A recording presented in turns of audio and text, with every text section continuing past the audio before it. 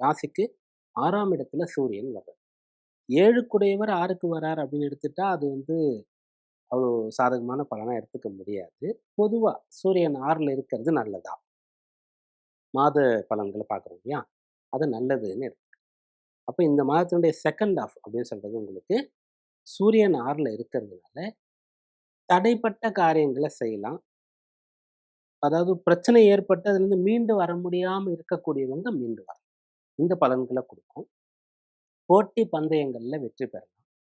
சத்துருக்கள ஜெயிக்க முடியும். வெளியில இருந்தாலும், உள்ள இருந்தாலும். அதாவது உடல் உபாதை இருந்தா சரி பண்ணிக்கலாம். நல்ல வைத்தியம், நல்ல விஷயங்கள் டாக்டர்லாம் உங்களுக்கு ஹாஸ்பிட்டல்லாம் தெரிய வருவாங்க. கடன் பிரச்சனை இருந்தா சரி பண்ணலாம். வழக்கு வியாஜ்யங்கள் இருந்தா காம்ப்ரமைஸ் பண்றது போன்ற விஷயங்கள்லாம் உங்களுக்கு அனுகூலம்.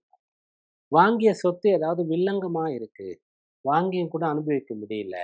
இந்த டைம்ல நான் வாங்கி இருக்கக்கூடாது. ஒரு தப்பான டெசிஷன் எடுத்துட்டேன், அவசரப்பட்டுட்டேன் அப்படின்ற மாரி யாராவது இருந்தீங்கன்னா, அதெல்லாம் சரி பண்றதுக்கான ஒரு வாய்ப்பு இப்ப இருக்கு. எதனாலன்னா 6ல சூரியன் இருந்து, அந்த சூரியனோட குரு சேர்றார்.